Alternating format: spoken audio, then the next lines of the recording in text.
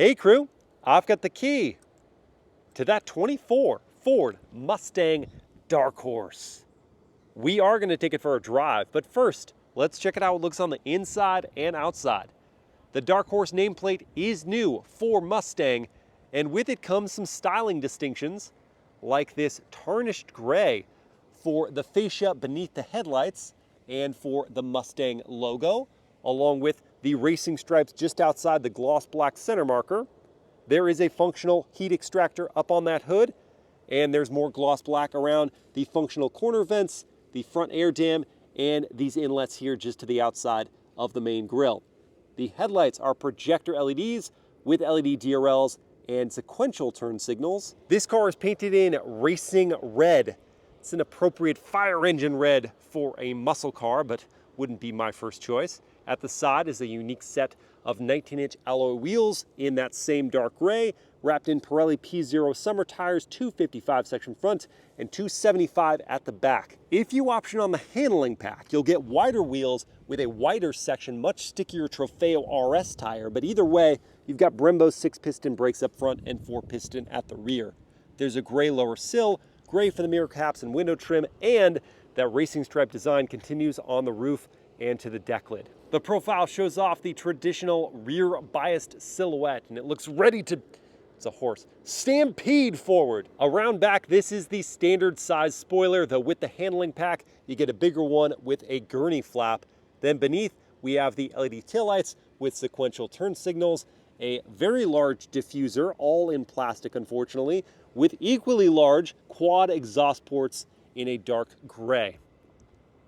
I do like the look of the Dark Horse, though I think, of course, for a dynamic improvement, you'd get the handling pack, but also for aesthetics, it does look more serious about speed. My question for you is, which looks better? The older Mach 1 this replaces, or this new Dark Horse? Let me know in the comments, and let's check out the interior. Opening up and looking inside at this black interior with the optional Recaro bucket seats that have leather trim borders, manual adjustments, contrasting blue stitching, and a microfiber suede insert with perforations. To get to the back, pull on this hidden tab here. That will angle the seat back forward, but if I wanted it to slide out of the way, I'd have to pull on the bar and do that myself. I'm gonna see if I don't have to do that to get in the back easily enough. Yes, with some body contortion, I can do it, and then pulling the seat back to my seating position at 6 feet tall. That's actually a little angled forward from where I'd have it. I do have a bit of knee room in this situation, but the bigger problem is that my head is pressed uncomfortably against the roof.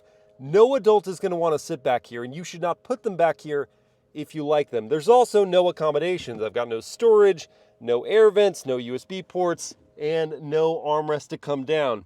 So let's go to the front. Looking at the front doors, there's injection molding up high, suede insert, leather with contrast stitching, and nice padding for your arm here. This carbon fiber looking plastic trim, power windows, not one touch, power adjusting, not power folding door mirrors, and lots more hard, scratchy plastics down low. You do get a Bang & Olufsen 12-speaker sound system on the Dark Horse and these Dark Horse tread plates. Stepping over the threshold, ducking my head to get inside and closing up that door. That's a fairly solid thud, a little bit of a rattle from the frameless windows there. And here we have some animations to welcome me on the gauge cluster.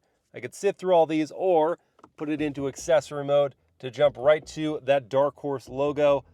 And here on the steering wheel, we've got leather wrapping. There's a flat bottom design, some rubberized material as an insert with blue contrast stitching. On the wheel, we've got controls on the left for your driving assist features and drive modes. On the right, that's for your media settings. The feel of the wheel in the hands is interesting because these two materials coming together creates a seam here that doesn't feel great at the notch of my hand.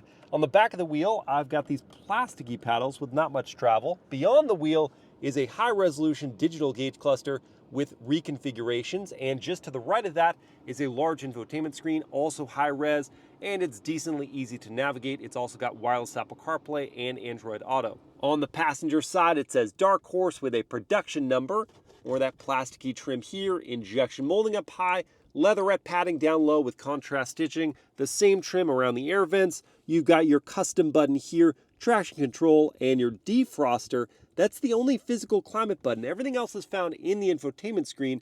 They always stay visible down here, but they do require a little more attention to use while driving than a physical button redundancy. You do have a volume knob, then there are two USB ports, one A, one C, a DC outlet, and a wireless charging pad. This contrast stitching is around injection molding on the console, so much nicer than hard plastics. Leather wrapping around your gear selector and around your electronic parking brake that looks and functions like a mechanical one. Lift up to engage, press down to release. Further back is leatherette topping the console with blue contrast stitching, and inside is a decent bit of storage for this size of car with a DC outlet. Headroom for me is pretty good up front. That gets the thumbs up. And in terms of visibility, there isn't an issue until you get to the Recaro buckets that block that side window.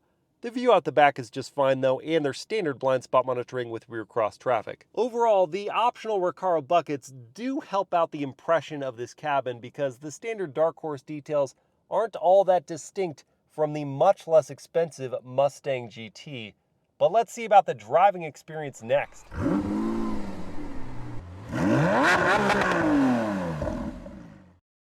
All right, let's fire it up.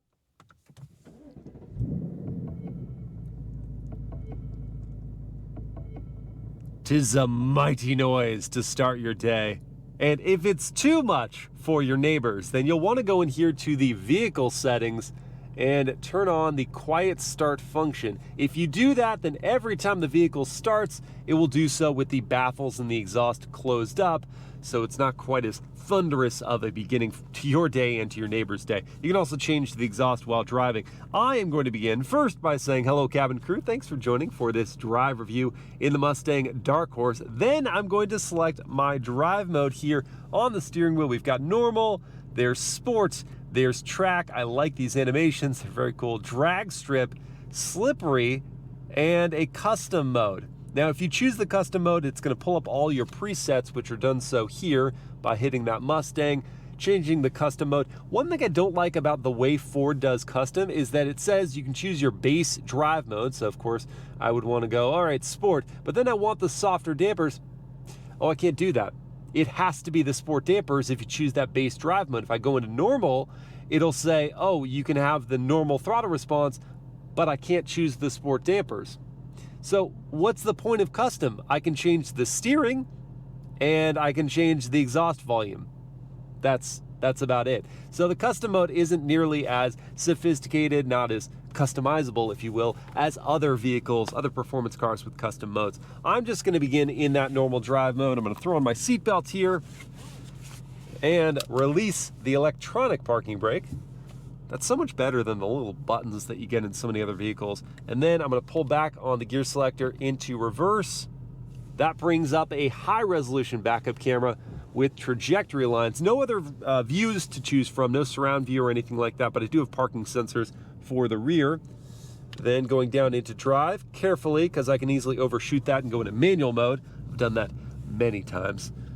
And begin with a turning radius test. Lined up here, I'm just going to plow into that Prius, just kidding, and crank the wheel. And find an adequate turning circle. Not amazing, just it's going to get the job done. Now to listen to the turn signal sound. Well, that isn't a slow gallop if I ever heard one. That was weird. It sounds like a slow horse gallop, which makes sense. I'm driving a Mustang, which is a horse. Now, what about the world famous horn test? Ooh, that sounds aggravated. Moving on to the powertrain. We have a 5-liter naturally aspirated V8, just like the Mustang GT, but unlike the GT, which makes 480 horsepower and 415 pound-feet of torque, this Dark Horse makes 500 horses and 418 pound-feet of torque. Now you're gonna stop me right there and go, wait, if you get the performance back for the GT, the power delta shrinks even more than it already is. It's 486 horses with the performance pack GT and 418 pound-feet of torque, the same torque figure as this. So really, you're paying a lot more for just a little more power compared to that performance pack GT. So we have to hope that the driving experience, in addition to the styling details outside and in, really make up for that price difference. So we'll get more into the driving in a performance context a little bit later. Around town, you're actually grateful for the fact that the Dark Horse drives so much like the GT, which is a very amenable cruiser. Even without that magnetic ride control suspension system that we have in the Dark Horse, the GT is just very plush riding. With the suspension, it's even better. It absorbs the road blemishes perfectly, and here with the 10-speed automatic transmission, it doesn't really make you aware of the gear changes in most contexts. There are some cases, especially as this car is getting warmed up, where the transmission does slosh a little bit, almost like a dual clutch transmission, but it's of course a torque converter auto. I do love that ride quality, and I love these Recaro bucket seats. They hold me well in place. I figure if you're much skinnier than I am, they may allow a little bit more play, and that would be a problem in a performance context, but around town, they feel just great for me. Nice padding, good shape, and enough adjustability manually for me to find a great driving posture, along with the manual adjustments of the steering. Now, I mentioned the 10-speed automatic. That's actually not your standard transmission in the Dark Horse. As standard, you get a 6-speed manual, and it's not the Getrag manual that you have in the GT, which is a good transmission. No, this is better. This is a Tremec 6-speed, and it's standard. So my thing is like, why wouldn't you get that gearbox? I've experienced it in my Blackwing, and I've experienced it in the predecessor to this car, the Mach 1. It's a phenomenal gearbox, and I figure you're driving a performance car, you kind of want the most engagement, and when you're getting offered a great transmission, you'd choose that. But I have on my tester the 10-speed auto. And I'm not one to just malign an automatic transmission when there's a manual transmission option. There are actually a few vehicles where I would choose the automatic gearbox. Typically it's a dual clutch, but either way I'd choose the auto over the manual because the manual isn't that great of a transmission. This problem here is that the Tremec is so very good. And if you are gonna have a traffic heavy commute every day, fine, go with the automatic. There are some other performance benefits that I'll talk about a bit later. Here at speed, with the exhaust in the normal mode, it's a decently quiet riding vehicle. Not a lot of tire noise, a little bit of wind noise here at the window seams, but the cabin stays well insulated. You could easily have a conversation with your fellow passengers, and with the cargo that you'd have in the back seats, because you wouldn't put people back there, that would be torture. And there's some nice rumble from the Coyote getting up to speed. But if you didn't want to hear any of that, you could have your exhaust changed to a quieter volume. And it really is noticeable. When those baffles close, the V8 rumble just shuts off. This is a great daily driver. I'm very impressed. And on this tire section, as opposed to having the Trofeo RSs with the handling pack, there's no tram lining. Vehicle rides smoothly. It's easy to direct down the road. And as I mentioned briefly with the interior walkaround, unlike some of its competitors, you can see pretty well out of this Mustang GT. And a last but important detail with these performance Brembo brakes is how smoothly you can decelerate. They're not too grabby, but they do provide that very initial bite to get you a good amount of slowing, but one you can modulate easily with your foot. On the highway, especially on a louder road surface like this one, you are going to get more tire noise. I am getting more road noise as there's traffic around me, but this is not anything worthy of complaint, especially keeping in mind this is a performance car first and foremost. And here in this context, I can use the adaptive cruise control and lane keep assist that is standard on the Dark Horse. And it's not intended to be a hands-free system. I'm just going to take my hands off the wheel just to demonstrate briefly how even on that quick jog back and forth, it stayed in the center of the lane. Because it isn't a hands-free system, for one, it doesn't want my hands on the wheel, but also it's not as smooth in its movements with the curves of the road as, for example, Ford's Blue Cruise system or GM Super Cruise system. But still, these features do reduce your driving fatigue on longer commutes, and especially in stop-and-go traffic. Me not having to work the gas and brake is going to make sure I arrive at work or wherever I'm going a happier person. It's time now for performance driving, and I'll begin with a real-world 0 to 60 test. I've got my race box set up to record here, and I'd love to tell you we're going to do launch control, but the auto version of the Dark Horse doesn't have it, while the manual version does.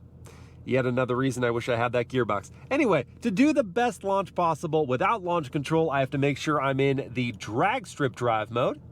Then I'm going to make sure I've got traction control switched off, got stability still on, and you know what? I just want to put a little heat in the tire, so we'll do line lock. To engage that, I hold this, then okay to engage in the throttle.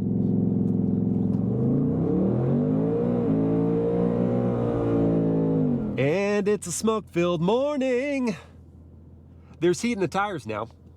Made sure of that. So to get off the line, I'm going to brake boost it and let go. There's a rip. And we're at 60 in 4.37 seconds. That's muscle on the move. But what about those curves? First, I have to make sure I'm in the correct drive mode, which is track, and I am. And then I need to make sure I'm driving in anger.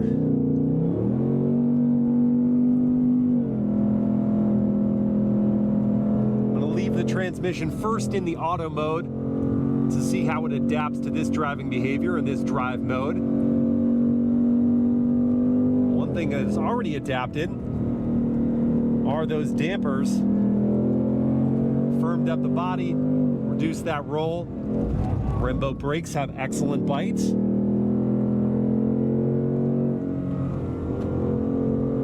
Transmission seems to be holding on to the right gear mid-corner. That's positive.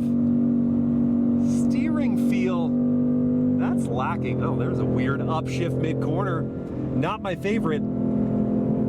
Back to the steering, that's also not my favorite. The turn-in is quick. But as I add lock, I don't get more resistance. It's just uniform. Like, I can't tell how much load is being built up in the tires. And so therefore, it's difficult for me to get a sense of how my adjustments mid-corner are coming through. I just sort of have to commit to my exact line and hope that I come out the other side in precisely the way I want to. That's not an ideal characteristic for a performance car, let's put it that way. And this transmission seems entirely too eager to upshift mid-corner. And I'm still getting the lurching feel I was getting around town sometimes. Oh, that's just so uncomfortable as I get back to the throttle. And it unsettles the vehicle. And when you've got 4,000 pounds, or just about it, working through curves, the last thing you want is to unsettle that. And speaking of unsettled, now that I'm on a downhill, the braking at high speeds really does plunge the nose and unweight the rear end. So while the Brembo brakes are capable of slowing this big vehicle, your confidence is diminished significantly with how much the back end gets loose. I do want to see if there's a way of redeeming this gearbox. I'm going to go into manual mode and utilize the plasticky paddles with not a whole lot of travel. That was a pretty quick shift. Let's see first if I can go all the way out to red line. Yes, which is raised in the automatic version. I did say there was one thing in a performance context you do gain with the auto. That's that the rev limit is raised from 7,250 to 7,500. So I can go all the way out to that. Oh, that was a significant delay after pulling the paddle before changing the gear. Maybe I wasn't early enough. I thought I was. According to the digital tack, I was, certainly. Which is a strange layout, by the way. The red line is so thick on the display because it goes small numbers and then bigger ones. It widens that out. It's just a strange visual. Anyway, I'll try shifting earlier. finding it difficult to build up the confidence in this car. There I shifted earlier and the transmission was prompt. It's just moving around a lot on the road. It doesn't seem to like being rushed through curves, which is of course counterproductive to your goal of driving quickly. So you as the driver have to take a whole lot off to settle the car and get the most out of it without scaring yourself half to death. If you do that, you can find satisfying performance. It just isn't as sharp as I was hoping for with the Dark Horse name. A new name, certainly, but one that has a whole lot of promise to it. One thing that works just fine is that Torsen limited slip rear differential. As you're coming out of curves, it really finds a way to put the power to the outside tire and slingshot you, and that 500 horsepower figure feels very much true as you're hurtling down the road. Man, that Coyote V makes a good noise.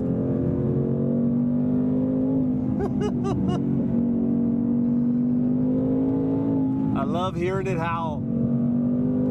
I would love to see what the performance pack does to the Dark Horse's capability through curves. Increased rigidity, more grip from better tires. I imagine it would be a more stable and confidence-inspiring product. But more importantly, I want to experience this car with the Tremec 6-speed manual, because this automatic is just not cutting it for me. All right, I'll cool it down, and we can talk about the top speed and fuel economy before diving into pricing and competition. Fuel economy is 14 mpg city, 22 on the highway, and 17 combined. The top speed is 166 miles per hour. The starting price for the Dark Horse is just under $62,000. This one, as tested, it's $66,500. As far as competition, this won't be an exhaustive list. The Mustang Dark Horse, in theory, competes with a whole lot of vehicles. This will just be what comes to mind right now. Because this is a 24 model year, I can still include the Chevy Camaro SS because it discontinues in 25.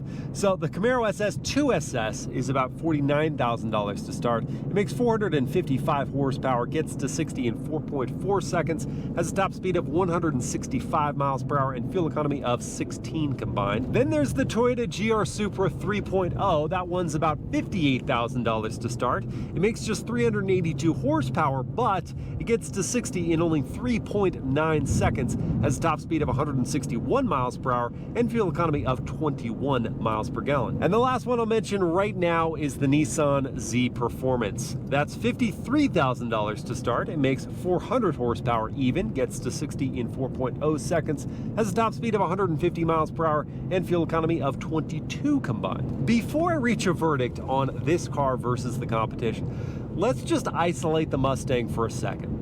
The GT is a $43,000 proposition. If you wanted the performance pack, that's $5,000 extra, and that is effectively giving you this beyond the aesthetic for a whole lot less money. And if you wanted to go the daily driver route, you get the automatic transmission, you get the power, you get the noise, you get everything you want, again, for a lot less money.